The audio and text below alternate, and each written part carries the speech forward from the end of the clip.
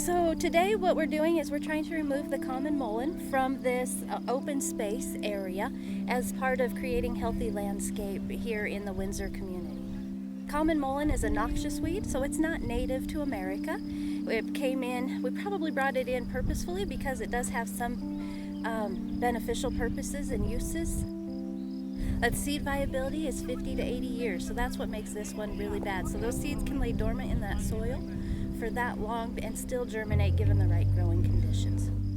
So if we didn't suppress it and try to keep it down, this whole thing could turn into common mullein instead of the sweet clover and the western wheatgrass and the smooth brome that's here.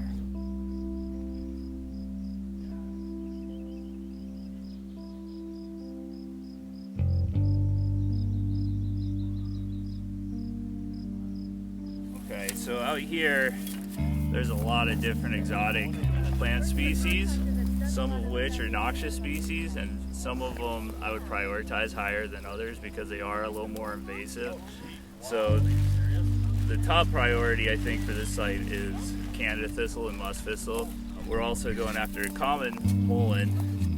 With the volunteers, what we're aiming to do is remove the biennial species, the musk thistle and the common mullein, with shovels, remove any seed heads that might be present, and bag those so that the plants can still produce seed after they've been pulled out of the ground.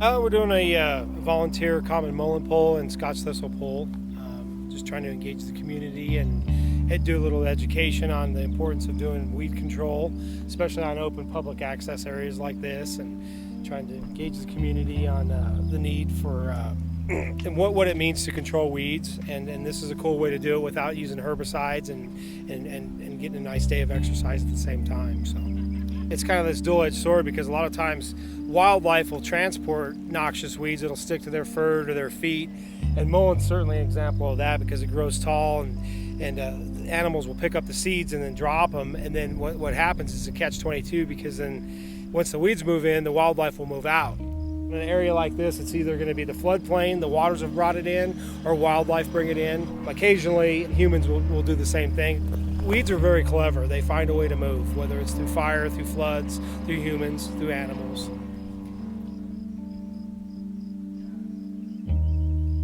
You know, my thing on weeds, on the noxious weeds, are I'm not so sure we're winning the overall war on them, but this is a battle, and we're winning the day.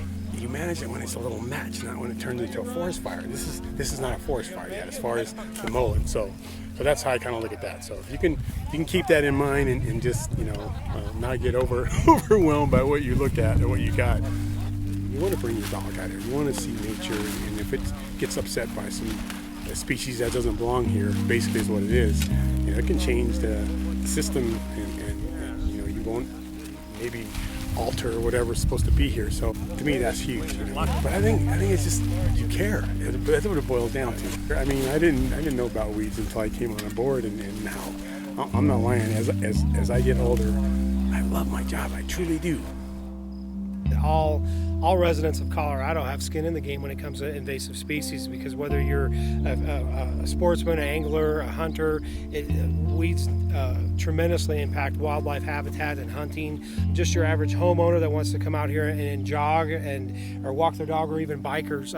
Colorado is a destination state. People from all over the world want to come to Colorado on vacation, and we live here. 80% of our lands are still agriculture. You can't talk to one farmer that's not concerned about invasive weeds because they understand what kind of impact it does to food production. I don't know one person yet that I've met that doesn't eat food. Weeds don't know any boundaries. You know, they don't stop at a city or a county line or the state line or a homeowner's boundary. And by working together, we can actually get control over them and remove them from our environment and allow our natives to move in and fill back in. Because given time, naturally, I don't see that the natives will be able to move in if we can't help them.